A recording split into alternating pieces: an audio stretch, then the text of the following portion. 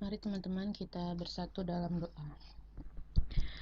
Bapa yang baik, terima kasih Bapa untuk kesempatan pada hari ini kami dapat belajar dan mendengar kembali kebenaran-Mu.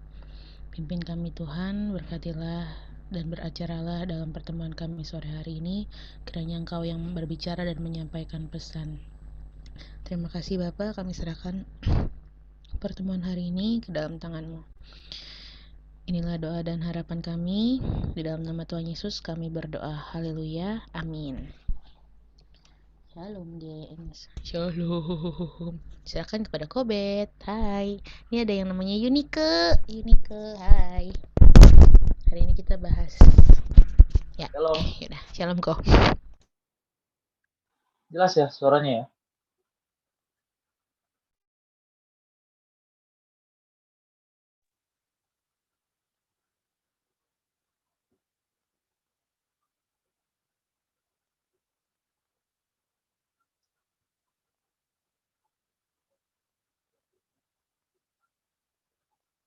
Pada dasarnya baik dalam aliran Protestan maupun Katolik, mereka sama-sama atau kita sama-sama sepakat bahwa suatu hari nanti Tuhan Yesus Kristus itu akan datang kembali. Tuhan Yesus akan datang kembali dan mengakhiri sejarah atau perjalanan sejarah dunia ini. Tapi untuk mengenali apakah suatu pembahasan tentang akhir zaman itu memiliki landasan atau dasar yang benar atau tidak, sebetulnya kita bisa lihat dari tujuan penjelasan atau tujuan dari penguraian tentang akhir zaman tersebut. Jadi tidak semua pengajaran mengenai akhir zaman atau yang dalam bahasa teologisnya dikenal dengan istilah eskatologis, tidak semua penjelasan atau pemaparan mengenai akhir zaman itu alkitabiah. Meskipun dasarnya menggunakan ayat Alkitab.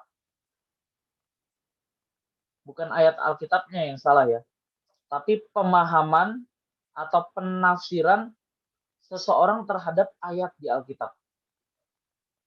Jadi penjelasan yang dengan menggunakan ayat itu belum tentu benar. Belum tentu penjelasan yang didasarkan ayat itu benar. Bukan ayatnya yang salah, tapi pemahaman seorang rohaniwan maupun teolog yang salah tentang konteks Alkitab. Nah, kalau kita lihat sekarang ini banyak penjelasan tentang akhir zaman itu cenderung hanya menimbulkan rasa takut. Betul nggak? Cenderung menimbulkan rasa takut. Akhirnya orang bukan bertobat karena dia betul-betul atau sungguh-sungguh mau berubah atau bertobat, tapi bertobat atau berubah karena tekanan, karena perasaan takut bahwa Tuhan sebentar lagi datang. Penjelasan akhir zaman sekarang ini juga sibuk hanya memikirkan hal yang kira-kira. Tahun sekian akan terjadi kiamat. Spekulatif. Tanpa mengajak jemaat atau umat berpartisipasi terhadap perkembangan dunia sekarang ini.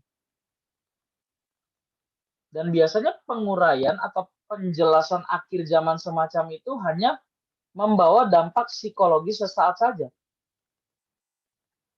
terhadap orang-orang atau umat atau jemaat gereja tanpa membawa perubahan radikal. Radikal itu artinya mendasar dalam kehidupan mereka. Nah, semestinya pembahasan tentang akhir zaman itu membawa dampak yang besar bagi perubahan perilaku dan cara hidup secara menyeluruh, yaitu bagi mereka yang menyambut kebenaran tersebut dengan benar. Nah, terus apa dong tujuan pembahasan akhir zaman? Untuk apa sih kita membahas tentang parousia? Sebetulnya tujuan kita bahas akhir zaman itu tentu pembahasan akhir zaman yang benar ya. Pembahasan akhir zaman yang alkitabiah. Pembahasan akhir zaman yang benar bertujuan pertama, supaya kita sebagai orang percaya itu mengerti rencana Allah secara universal. Supaya kita sebagai orang percaya atau jemaat Tuhan mengerti rencana Allah secara universal. Secara universal maksudnya apa? Secara universal maksudnya adalah rencana Allah yang berkaitan dengan manusia, dengan bumi, tempat manusia hidup, dan segala isinya, dan alam semesta ini, termasuk surga. Jadi yang pertama, supaya kita mengerti rencana Allah secara universal. Universal artinya, maksudnya adalah rencana Allah yang berkaitan dengan kita sebagai manusia, bumi di mana tempat kita sebagai manusia tinggal, tempat di mana manusia hidup, dengan segala isinya, dan alam semesta ini, termasuk surga. Jadi arah rencana Allah, arah atau tujuan rencana Allah ini terdiri dari masa sejak Allah menciptakan alam semesta sampai akhir dunia ini. Jadi rencana Allah itu meliputi atau terdiri dari masa sejak Allah menciptakan alam semesta sampai akhir dunia ini. Kok sampai akhir dunia ini? Iya. Karena faktanya manusia jatuh ke dalam dosa. Manusia jatuh ke dalam dosa. Dan ini membuat Allah harus mengutus Tuhan Yesus, mengutus putranya. Maka di sini ada pembahasan mengenai sejarah keselamatan manusia. Jadi cakupannya itu adalah, saya ulang sekali lagi, masa sejak Allah menciptakan alam semesta sampai akhir dunia ini. Jadi jangkauan atau wilayahnya adalah bumi di mana tempat manusia berpijak sampai gugusan jagat raya yang tidak terjangkau oleh manusia. Jagat raya ini fasilitas yang diciptakan untuk dikelola sebetulnya. Jadi kalau manusia nggak jatuh ke dalam dosa, fasilitasnya ini adalah jagat raya ini. Karena manusia jatuh ke dalam dosa, umurnya menjadi terbatas. Umurnya menjadi terbatas, dan akhirnya tidak sanggup untuk mengeksplor jagat raya yang menjadi fasilitas yang Allah berikan tadi. Maka di sini kita dapat mengerti bahwa ternyata penjelasan tentang akhir zaman bukan hanya bersifat future. Bukan hanya bersifat futuristik, future. Tetapi juga bersifat historis. Jadi kalau selama ini yang kita tahu, akhir zaman itu hanya membahas sesuatu yang terjadi di depan. Padahal penjelasan tentang akhir zaman itu bukan hanya bersifat futuris, future, tetapi juga bersifat historis. Nah, bersifat futuristik, maksudnya adalah berorientasi pada hal-hal yang akan datang. Mengarah ke depan, nah itu future. Sementara bersifat historis, maksudnya adalah berorientasi pada peristiwa-peristiwa yang sudah terjadi. Bersifat historis, maksudnya adalah berorientasi pada peristiwa-peristiwa yang sudah terjadi. Jadi peristiwa-peristiwa yang sudah terjadi tersebut adalah peristiwa-peristiwa yang terhitung sejak nubuat itu disampaikan. Jadi kalau kita baca nubuat di Alkitab, yang kita tahu, yang biasanya orang awam mengerti adalah itu belum terjadi. Betul ya? Itu belum terjadi. Padahal itu sudah terjadi. Nah, maka pembahasan akhir zaman sekali lagi bukan hanya bersifat futuris, tapi juga bersifat historis. Bersifat historis maksudnya adalah berorientasi pada peristiwa-peristiwa yang sudah terjadi. Dalam kitab Wahyu, bukan hanya mengungkapkan apa yang akan terjadi. Jadi dari sini kita bisa memahami kalau kitab apokaliptik itu kan Wahyu ya, kitab yang bicara tentang akhir zaman. Kitab apokaliptik. Jadi dalam hal ini kitab Wahyu itu bukan hanya mengungkapkan apa yang akan terjadi. Bukan hanya secara futuris, tetapi juga apa yang sudah terjadi secara atau bersifat historis.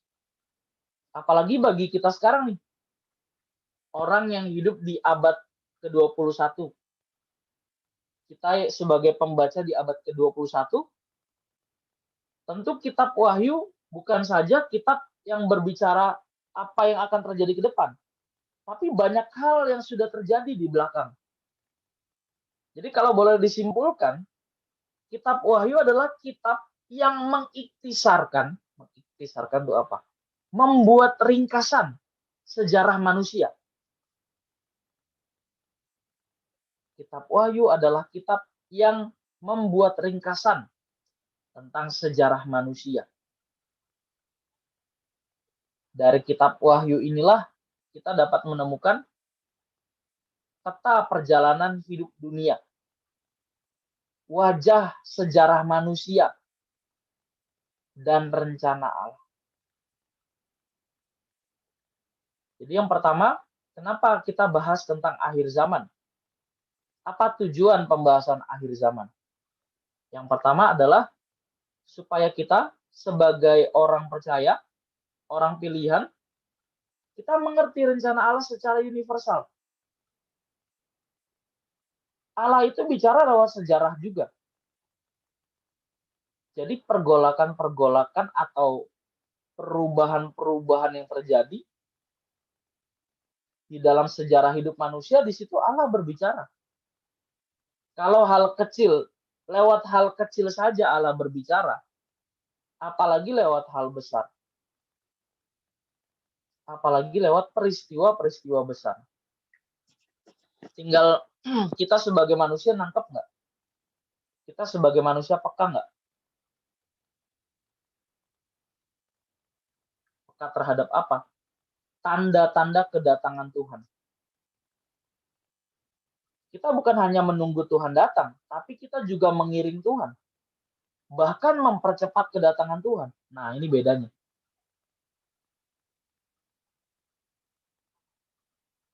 Kita bukan hanya menunggu kedatangan Tuhan yang bisa terjadi kapan saja, tapi kita juga mengawal pekerjaan Tuhan. Kita mempercepat kedatangan Tuhan. Yang kedua, apa tujuan pembahasan akhir zaman? Yang kedua adalah supaya kita sebagai jemaat Tuhan atau umat Tuhan bersikap antisipatif. terhadap gerak dunia hari-hari terakhir ini. Dalam Efesus 5 ayat yang ke-16 di sana dikatakan, pergunakanlah waktu yang ada karena hari-hari ini adalah jahat. Kita mesti punya sikap antisipatif. Kita mesti punya sikap antisipatif. Nah, inilah yang dimaksud dengan sikap berjaga-jaga yang benar. Sikap berjaga-jaga yang benar itu yang apa?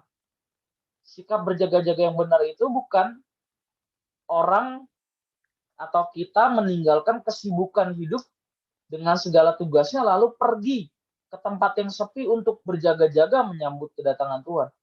Bukan itu berjaga-jaga yang benar. Kan masih banyak orang yang punya konsep ini. Dulu waktu tahun 2012 ya, ada satu cerita ya. Teman saya itu punya tante orang kaya. 2012 itu kan isunya kiamat ya. Lucunya banyak orang termasuk orang Kristen tuh percaya. Padahal dasar dari mengatakan kiamat itu adalah habisnya kalender suku Maya ya. Yang jelas-jelas tidak alkitabiah. Nah, teman saya punya tantenya ini orang kaya. Dia ketakutan, panik. Akhirnya dia membagi-bagikan kekayaannya kepada orang-orang. Nah, tahu nggak? Setelah 2012 lewat, setelah 2012 bisa berlalu,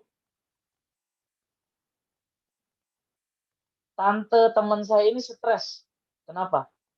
Karena nggak jadi kiamat. Nggak jadi kiamat.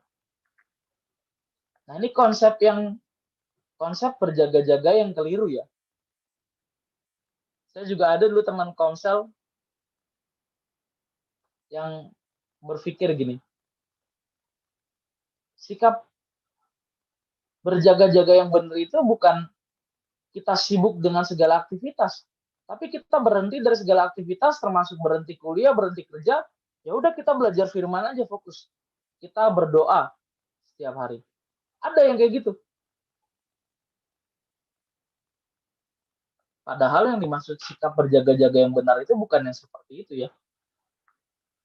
Bukan sikap berjaga-jaga meninggalkan segala aktivitas kewajiban kita sebagai seorang profesional, sebagai seorang pekerja, sebagai seorang mahasiswa, sebagai seorang murid, lalu pergi ke tempat yang sepi untuk berdoa.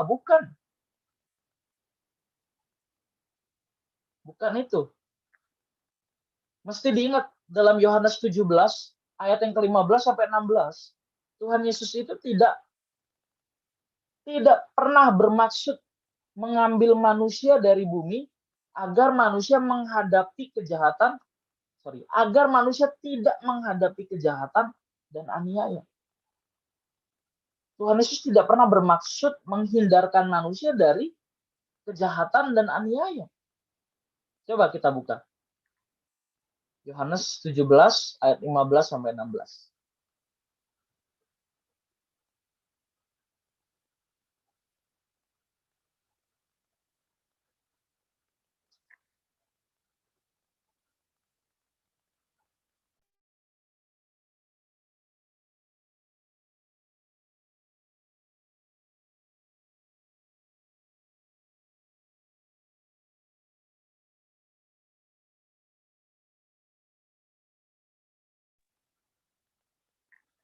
Ada yang sudah ketemu?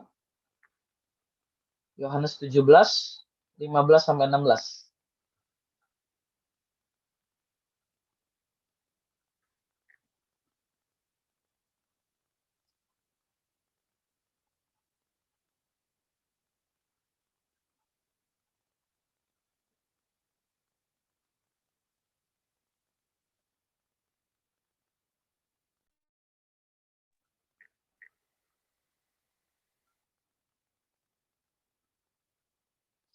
Oke, minta bantuan dibaca.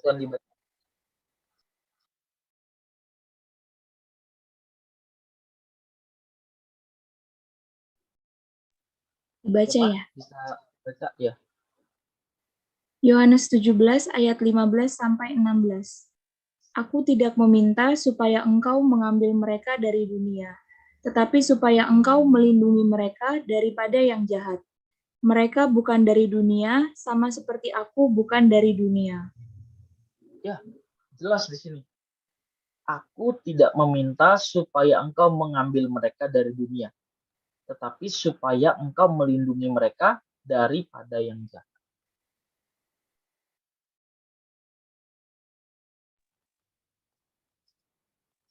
Jadi Tuhan Yesus tidak pernah berniat menghindarkan manusia dari kejahatan atau aniaya.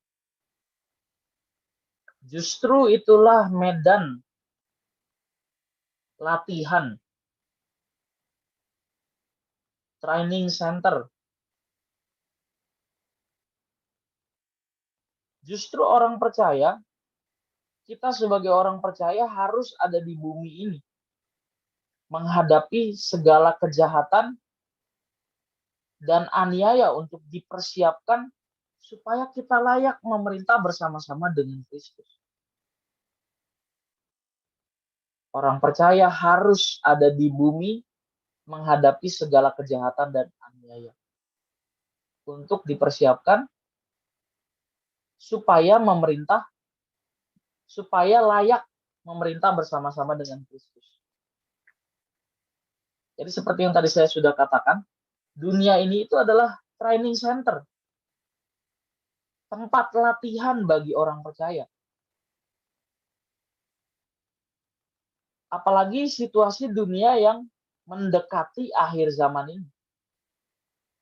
Di dunia akhir zaman ini orang percaya harus semakin hidup suci di tengah-tengah suasana manusia yang semakin jahat. Orang percaya harus semakin giat bekerja, jujur, membangun integritas diri di atas kebenaran firman, sehingga kita dapat berfungsi sebagai garam dan terang dunia, di mana terang dan gelap akan menjadi kontras. Seperti yang dikatakan dalam Injil Matius 5 ayat 16. Demikianlah hendaknya terangmu bercahaya di depan orang, supaya mereka melihat perbuatanmu yang baik dan memuliakan Bapamu yang di surga. Jadi harus dipahami bahwa dalam menggenapi rencana Tuhan, Tuhan itu melibatkan anak-anaknya secara penuh.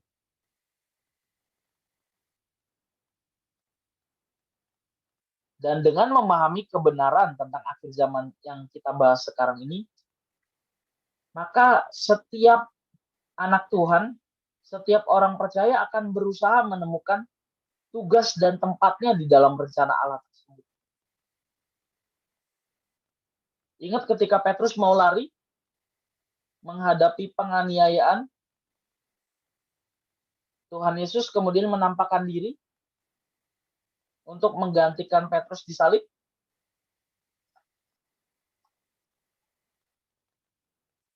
Pernah dengar ya? Jadi Tuhan itu, sekali lagi Tuhan tidak menghindarkan kita dari aniaya, dari pencobaan, dari kesusahan hidup, atau yang dikenal dalam istilah teologinya tribulasi, masa aniaya. Nah, ada juga konsep yang begini.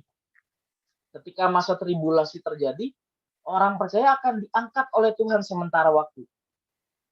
Jadi masa penganiayaan itu ada yang bilang 3 tahun, ada yang bilang 3,5 tahun, ada yang bilang 7 tahun, ada yang bilang 10 tahun.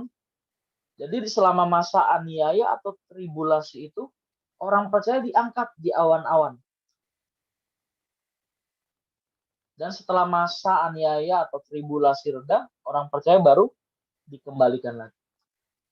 Nah, tentu ini bukan konsep yang alkitabiah. Kenapa?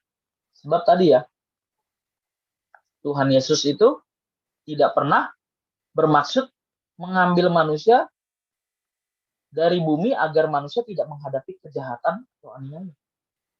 Yohanes 17 tadi yang kita baca.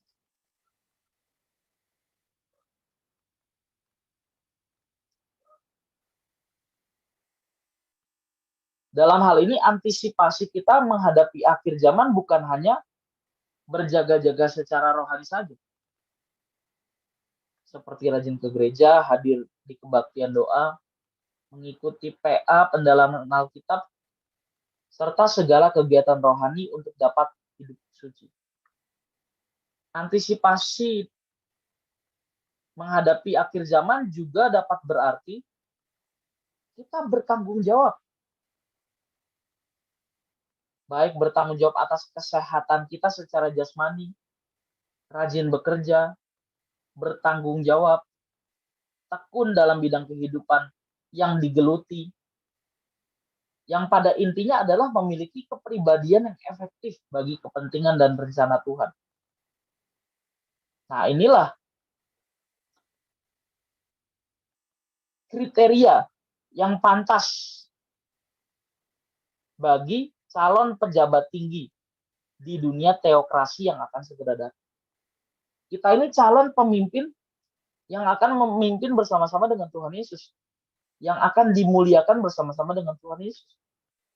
Kalau kita tidak menghindari. Dalam Roma 8 ya, coba kita buka dulu ya.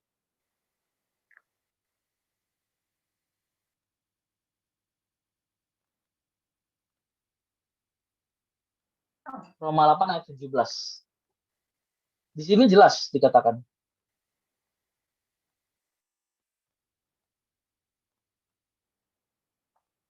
Roma 8 ayat 17.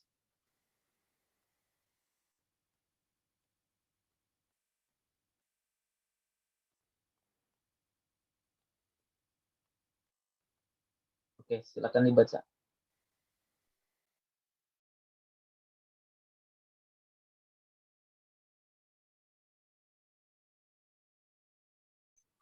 Roma 8 ayat 17. Dan jika kita adalah anak, maka kita juga adalah ahli waris. Maksudnya, orang-orang yang berhak menerima janji-janji Allah yang akan menerimanya bersama-sama dengan Kristus, yaitu jika kita menderita bersama-sama dengan Dia, supaya kita juga dipermuliakan bersama-sama dengan Dia. Yes, di situ dikatakan, dan jika kita adalah anak, maka kita juga adalah ahli waris. Maksudnya adalah orang-orang yang berhak menerima janji-janji Allah, yang akan menerimanya bersama-sama dengan Kristus, yaitu jika kita menderita bersama-sama dengan Dia, supaya kita juga dipermuliakan bersama-sama dengan Dia. Jadi bagi orang rohani, semuanya rohani. Tanggung jawab kita yang menurut orang awam, orang Kristen awam itu sebagai tidak rohani, sebetulnya itu juga rohani. Apa maksudnya? Ngebantu orang tua di rumah, rajin sekolah, rajin kuliah, produktif di tempat kerja. Nah, itulah mimbar pelayanan kita. Tempat pelayanan kita. Jadi jangan batasi melayani Tuhan itu hanya ada di lingkup gereja, salah. Orang liturgi yang benar itu dari kita bangun tidur sampai kita tidur lagi. Korintus jelas, baik kamu makan, baik kamu minum, lakukan segala sesuatu untuk kemuliaan Allah.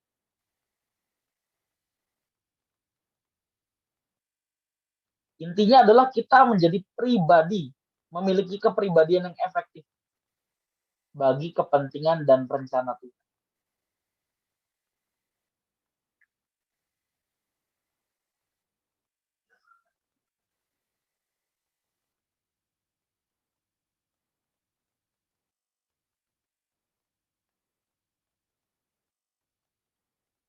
Setiap orang percaya yang menderita bersama-sama dengan Kristus akan dimuliakan juga bersama-sama dengan Dia.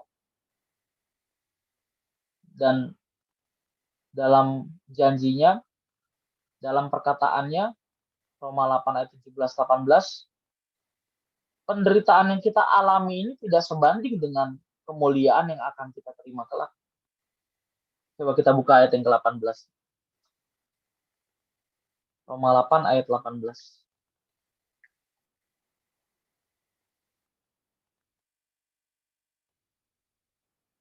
Di situ dikatakan, sebab aku yakin bahwa penderitaan zaman sekarang ini tidak dapat dibandingkan dengan kemuliaan yang akan dinyatakan kepada kita.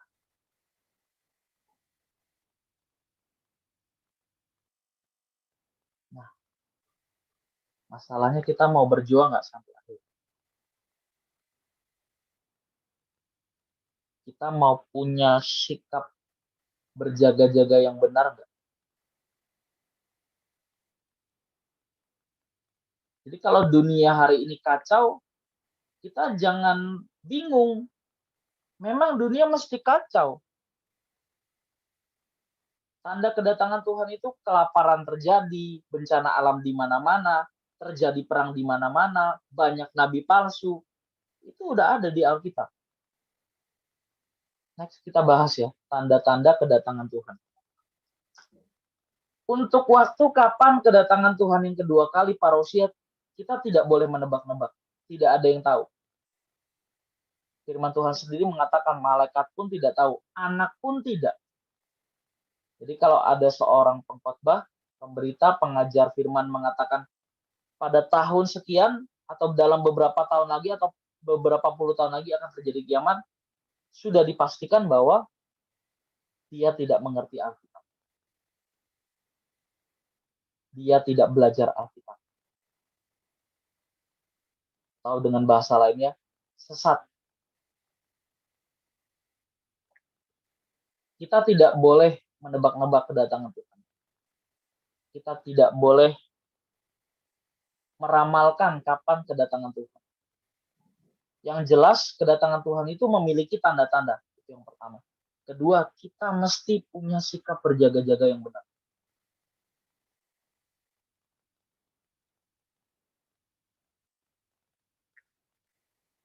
Nah, sekarang kita masuk ke pengertian parousia. Kata parousia itu adalah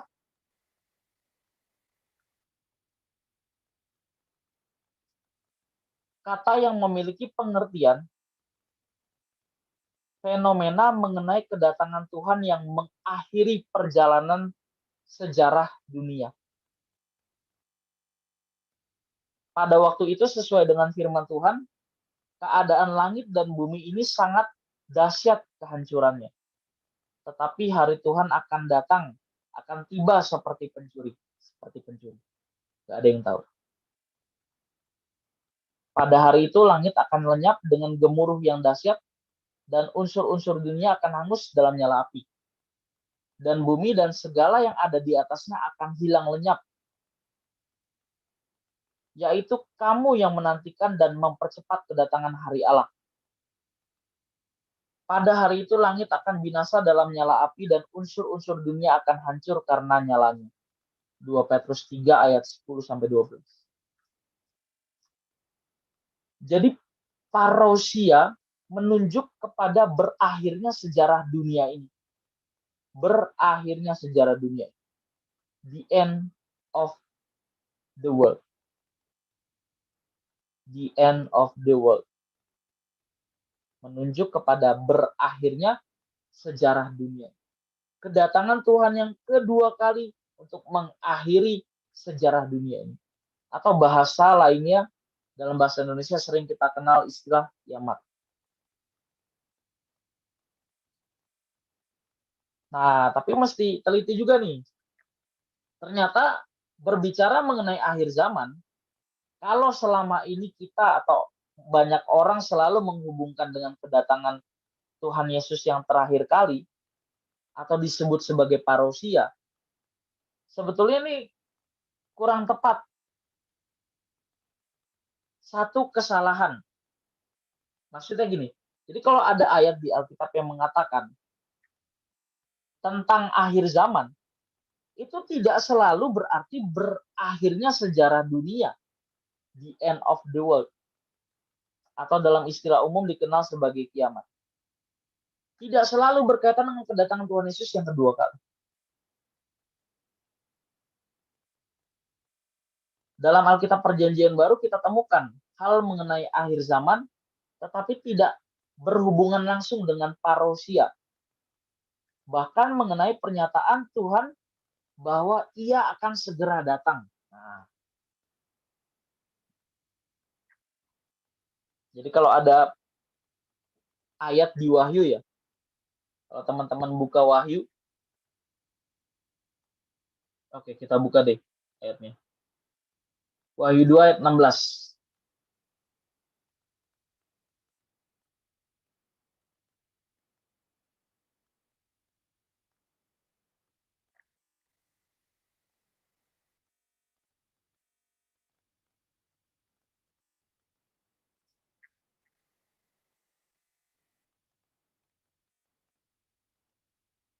Oke, dibaca. Sebab itu bertobatlah, jika tidak demikian aku akan segera datang kepadamu dan aku akan memerangi mereka dengan pedang yang di mulutku ini. Ya, ini ayat ini konteksnya adalah untuk jemaat Pergamus. Tapi kata aku akan segera datang di sini ini memiliki dua pengertian, memiliki dua arti. Memiliki dua pengertian, memiliki dua arti. Jadi kalau dilihat dari bahasa aslinya, ini adalah aorist aktif imperatif. Jadi ada penekanan yang sedang berlangsung tentang pertobatan. Jadi apa yang dimaksud dengan kedatangan kembali? Aku akan segera datang.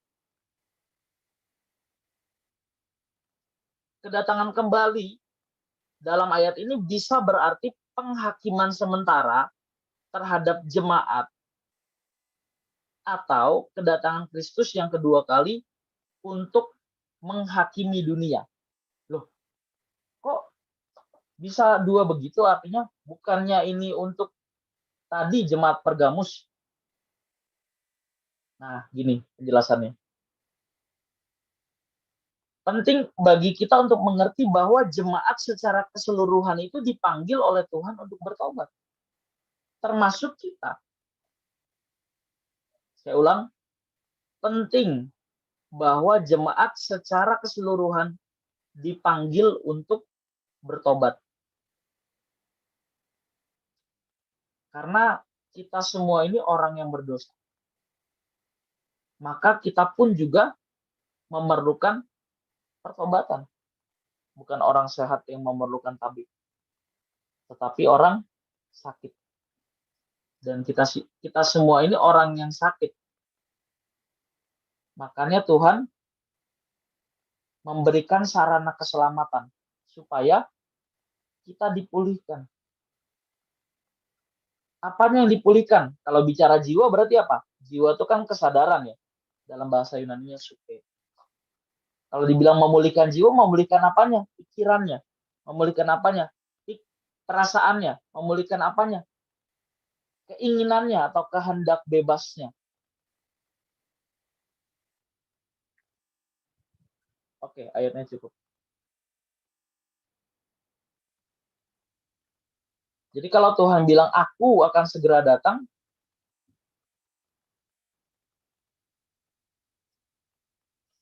itu bisa berarti dua hal tadi ya. Bisa berarti dua hal tadi.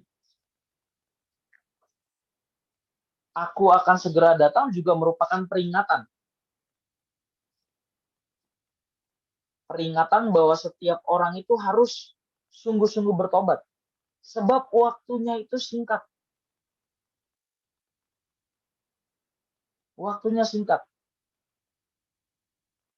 Kalau Tuhan udah datang, itu nggak ada kesempatan lagi. Orang bisa bertobat. Tidak ada kesempatan lagi. Nah, waktu itu teman saya ada yang pernah bilang gini, karena saya bilang ke beberapa teman-teman saya, teman kuliah ya, teman kuliah yang dulu, kalau bisa ikut komsel lah, saya bilang ke mereka.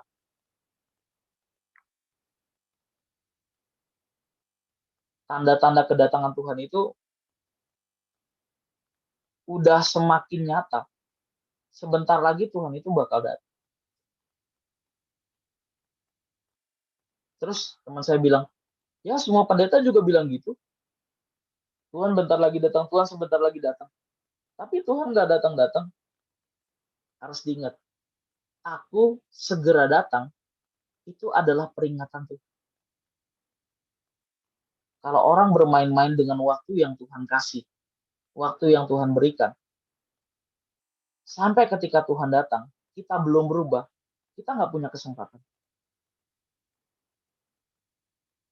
Jadi selama masih ada kesempatan, Efesus 5 ayat 16, pergunakanlah waktu yang ada karena hari-harinya adalah jahat. Kata waktu dalam Efesus 5:16 pakai kata kairos. Pergunakanlah kesempatan yang ada, momentum yang ada. Momentum yang ada tuh apa ini? Kayak gini. Ikut komsel, ikut ibadah gabungan pendalaman Alkitab. Supaya setiap hari kita di-upgrade. Semakin hari kita semakin menghayati Tuhan. Kita semakin peka kehendak Tuhan. Nah, itu namanya SQ, spiritual force. Kepekaan akan kehendak. Sampai kita bisa membaca tanda zaman. Bukan saja kita menantikan Tuhan ya tadi ya. Kita bukan saja menantikan Tuhan, tapi kita juga mengiring pekerjaan Tuhan. Bukan saja mengiring pekerjaan Tuhan, tetapi kita mempercepat kedatangan Tuhan. Amin.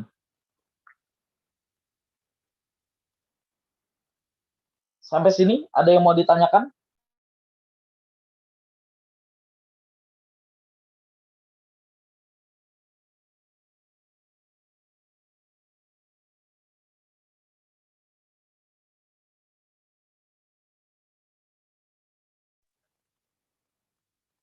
Semoga nggak bingung ya, teman-teman ya. Saya rasa pembahasan ini cukup sederhana. Ada yang ingin ditanyakan?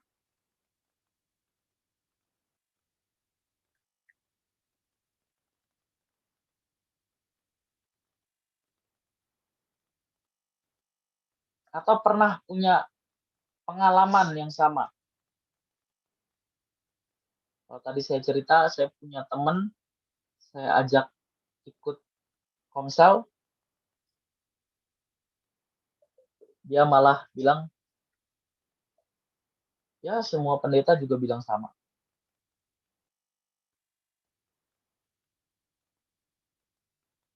Tuhan sebentar lagi datang.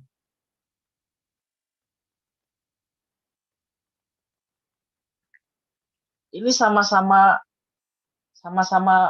misteri. Tuhan yang datang lebih dulu, yang kita tidak tahu, Tuhan datang seperti pencuri, atau kita yang mati terlebih dahulu, kita juga nggak tahu kapan kita mati. Coba deh, hayatin itu. Kita yang nggak pernah tahu kapan Tuhan datang, dan kita yang nggak pernah tahu kapan kita pulang. Ini ngeri sebetulnya. Ngeri nggak sih? Saya selalu kalau sama teman-teman saya, sama Kak Randy, Kak Dosro, Kak Moren, saya selalu bilang, aduh, saya sebetulnya masih sedikit takut ya dengan kematian. Masih sedikit takut. Tapi saya juga penasaran. Benar, saya penasaran. Di balik kematian itu ada apa sih? Ya tentu ada kekekalan. Cuma penasaran gitu. Penasaran. Ada yang mau tanya? Kalau nggak ada yang mau tanya, mungkin ada yang mau sharing, boleh? Silakan. Mungkin ada yang pernah dengar berita tentang, Kak, waktu itu ada yang pernah bilang, misalnya nggak usah sebut nama, tapi ya nggak usah sebut label gereja juga. Boleh, silakan.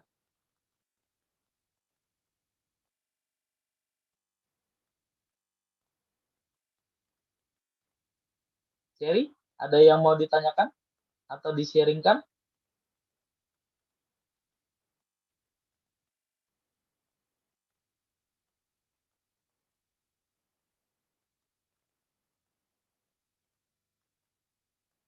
Ezra?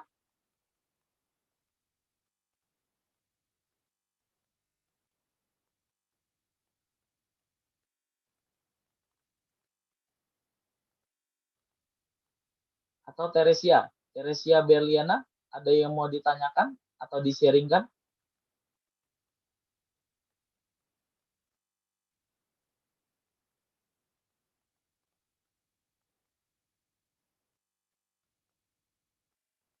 Kalau malu-malu chat aja nggak apa-apa.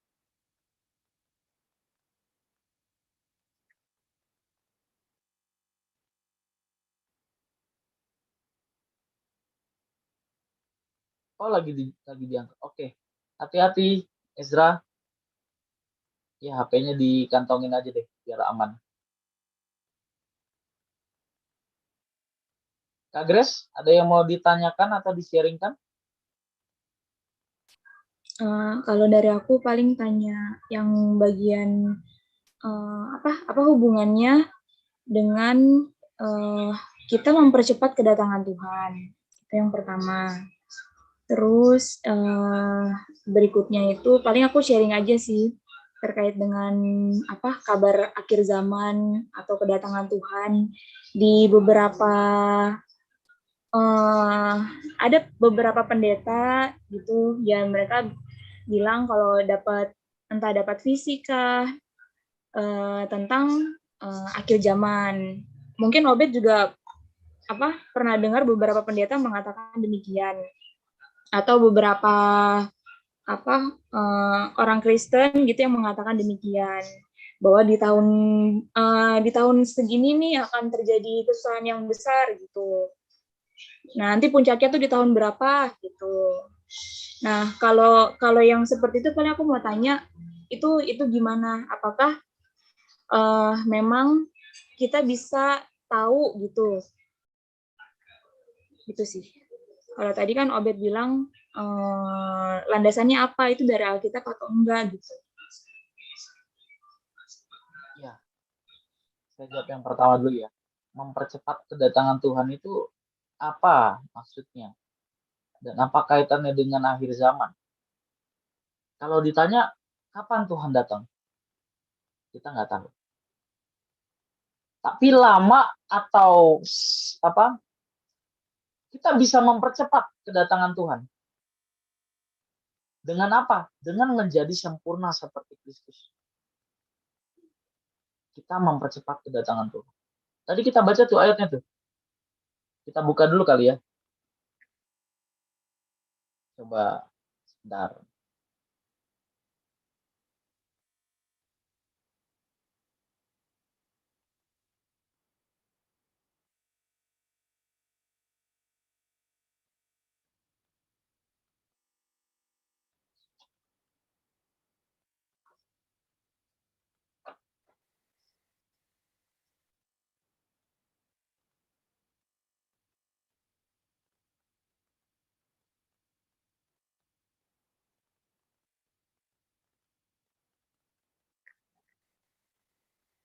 Dua Petrus 3 ayat 12.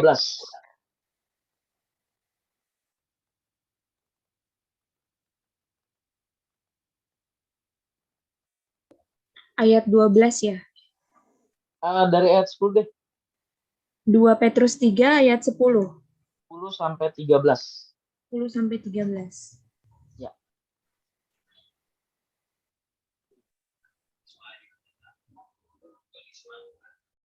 Apa ini dibaca ya? Ya, dibaca. 2 Petrus 3 ayat 10 sampai 13. Tetapi hari Tuhan akan tiba seperti pencuri. Pada hari itu langit akan lenyap dengan gemuruh yang dahsyat dan unsur-unsur dunia akan hangus dalam nyala api. Dan bumi dan segala yang ada di atasnya akan hilang lenyap. Jadi, jika segala sesuatu ini akan hancur secara demikian, betapa suci dan salehnya kamu harus hidup. yaitu kamu yang menantikan dan mempercepat kedatangan hari Allah.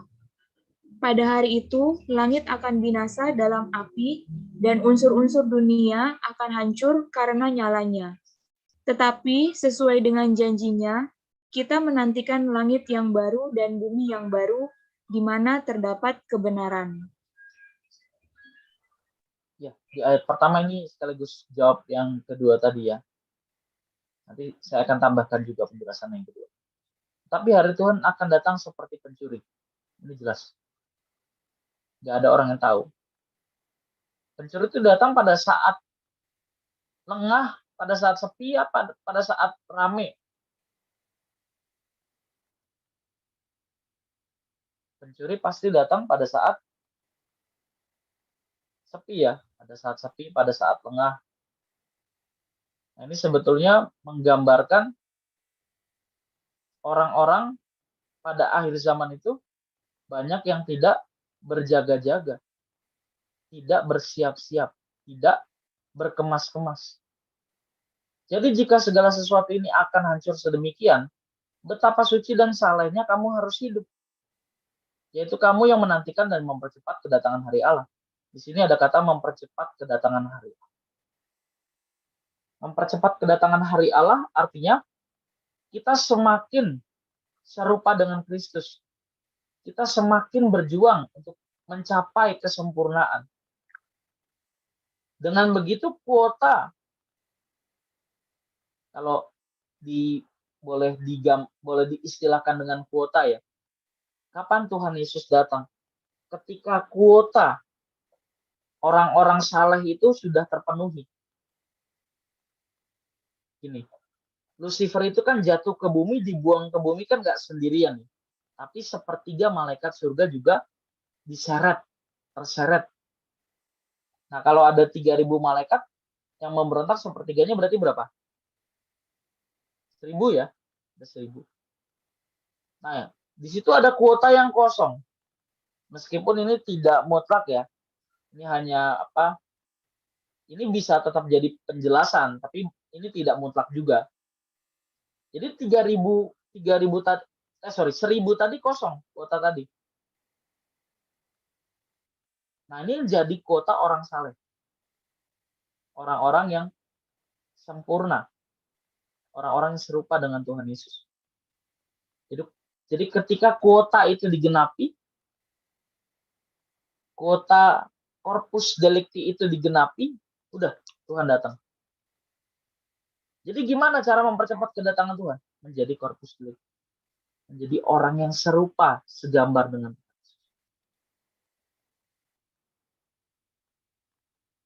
Orang yang memiliki kualitas yang berkenan di hadapan Bapa. Ini mempercepat kedatangan hari Allah. Harinya kapan kita nggak tahu. Yang jelas kita turut andil dalam mempercepat kedatangan hari Allah.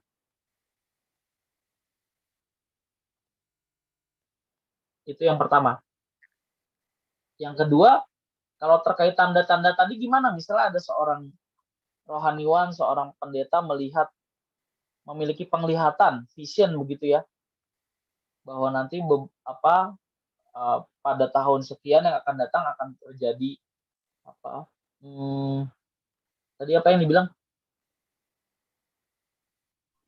Ya, misalnya kesusahan besar, musibah, kesusahan besar seperti krisis ekonomi misalnya, ya bisa. Ya, atau penyakit virus lagi yang lebih berbahaya daripada COVID-19. Itu bisa terjadi, bisa benar nggak? Itu bisa kemungkinan benar. Bisa terjadi, bisa benar. Tapi mesti dicatat benar-benar. Tapi kita harus dapat klarifikasinya dari Alkitab.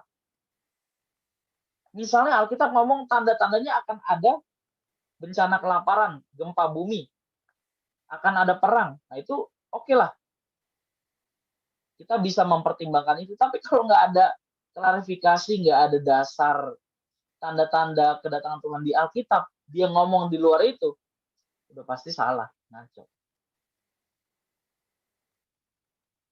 Tuhan itu tidak bicara keluar dari firman. Jadi cara tahu orang itu ngomong asal apa enggak dari mana? Dari pengajarannya. Dari mananya lagi? Dari buahnya, perilakunya. Kalau orang itu ngeroh, bicara ngeroh mulu nih, tapi pengajarannya itu cuma bicara tentang hal-hal yang mistik begitu. Nggak ada pembahasan Alkitabnya, ya kita patut mencurigai. Kita patut mencurigai. Kedua, hasil dari pengajaran yang benar adalah buah yang benar. Buah yang baik. Nah, dari dua ini kita bisa tahu apakah perkataan orang itu patut dipertimbangkan, patut didengar.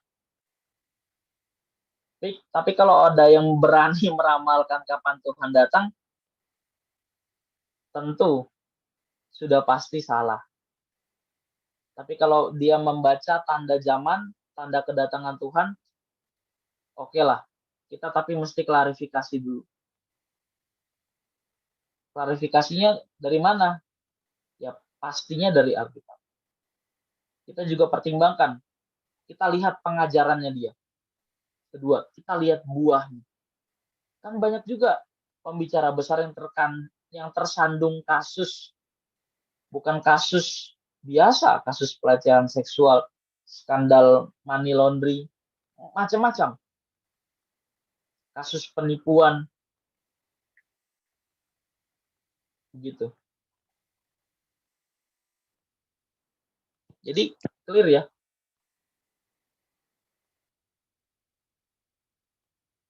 Oke, ada lagi yang mau ditanyakan?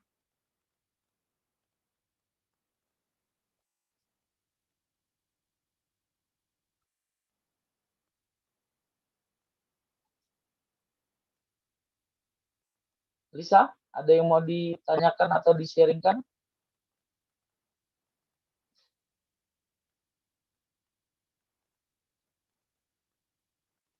Belum? Oke. Yang lain?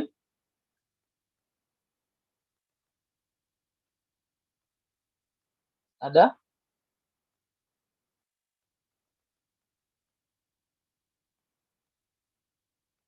Oke. Kalau nggak ada, kasih reaction-nya coba, supaya saya bisa tahu.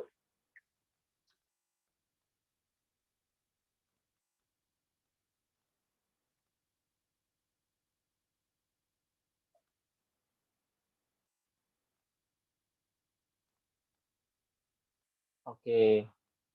Kalau nggak ada lagi, kita berdoa ya. Kita nyanyi dulu, baru kita berdoa. Nanti, next kayaknya kita lanjut lagi deh. Tapi nanti ya setelah pembahasan tema menarik. Minggu depan tuh kalau nggak salah temanya tentang melawan hormon. Wih, mantap. Nanti kita lanjut lagi tentang tema tentang seri akhir zaman ya. Tentang membaca tanda-tanda zaman. Oke, cukup ya. Membaca tanda zaman atau tanda-tanda parousia. Tanda-tanda kedatangan Tuhan Yesus yang kedua kali untuk mengakhiri sejarah dunia ini. The end of the world. Harus dibedakan, akhir zaman di Alkitab bisa berarti dua loh. Akhir zaman bagi satu komunitas atau akhir zaman secara keseluruhan, universal. Nanti kita lanjutin lagi ya. Oke, kita cukup. Kita nyanyi satu lagu dulu. Kita jadikan lagu ini sekaligus sebagai doa ke Tuhan. Baru kita berdoa ya.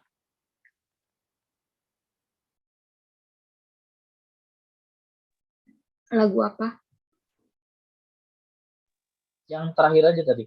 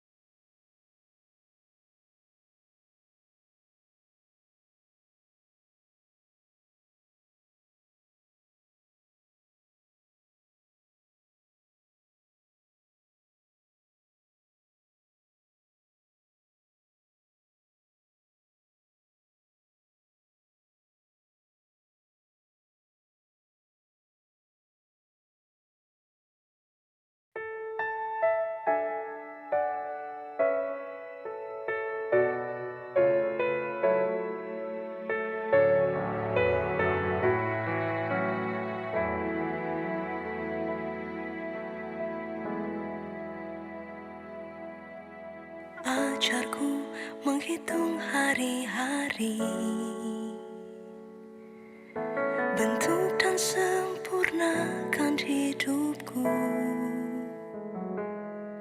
Ajarku hidup dalam kebenaran-Mu, Yesus, ku nanti kedatangan-Mu. Ku ingin setia sampai akhir, selesaikan pertandingan hidupku. Bawaku ke tempat di mana Kau ada, tinggal bersama-Mu selamanya.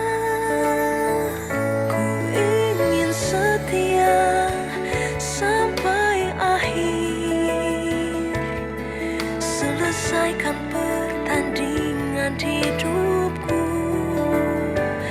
Bawaku ke tempat di mana Kau ada, tinggal bersama-Mu selamanya.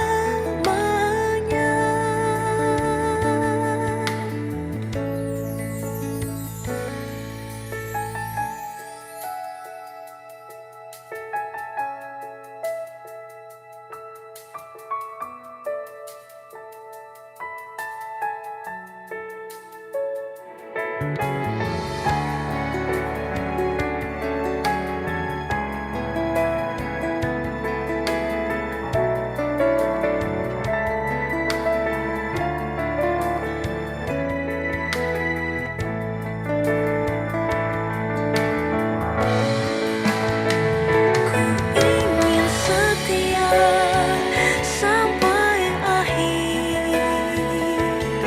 selesaikan pertandingan hidupku.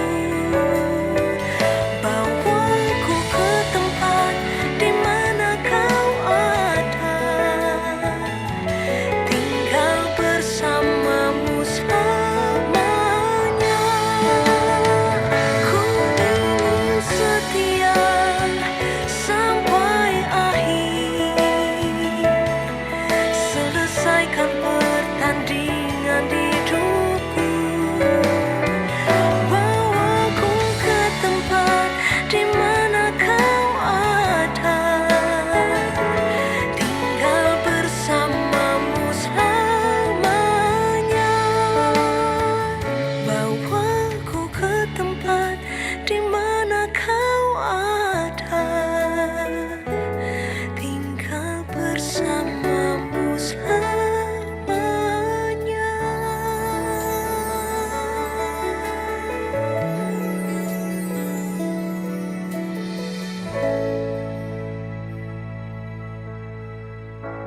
Kita satu di dalam doa.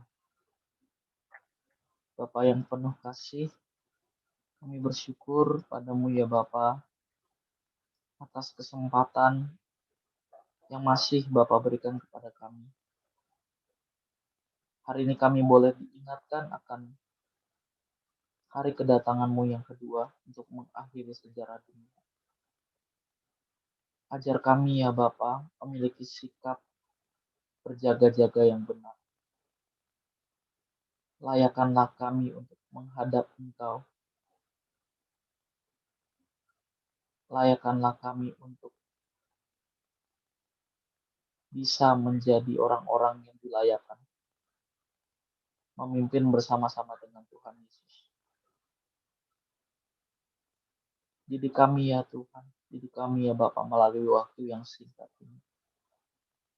Sempurnakan kami ya Bapa. Tolong kami ya Roh Kudus, buat kami semakin mengerti kebenaran-Mu. Ajar kami yang masih muda ini. Tegur kami ya Tuhan, jika kami kedapatan berbuat salah. Ampuni kami Tuhan yang masih belum layak di hadapan-Mu. Kami mau terus berjuang Tuhan. Belajar mengiring Engkau di seluruh sisa masa hidup kami. Sebentar ya Bapa, kami akan mengakhiri pertemuan komsel kami. Biar melalui pertemuan-pertemuan yang akan datang, kami semakin diperlengkapi untuk bisa memahami kebenaran-Mu sampai kami sempurna ya Bapa. Terima kasih Bapa kami. Hanya di dalam nama Tuhan kami, Putra-Mu, Yesus Kristus, kami alaskan doa kami. Haleluya. Amin. Amin. Shalom teman-teman. Kita dokumentasi dulu ya. Yes, Silakan. yes. Bisa suaranya kecil banget nih. Shalom. Kedengeran nggak? Ah, udah aman. Udah ya. Harus begini aku berarti. Yuk teman-teman yang bisa on cam, kita on cam dulu yuk. Kita mau foto. Ezra udah nyampe rumah belum? Cherry, Teresia, on cam dulu yuk. Kita mau foto. Drum. Mana nih? Cherry. Bisa on cam? Teresia, kita kenalan yuk ntar. Ezra udah sampai rumah belum? Bisa on cam nggak?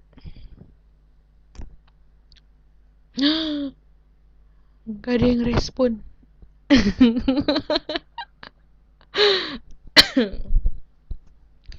Wede, Ezra udah nyampe, mantap. Cherry bisa on cam nggak? Teresia gimana nih? Apa pakai reaction? Yang nggak bisa on cam kasih tahu pakai reaction. Ini live-nya belum dimatiin loh. Oh iya belum.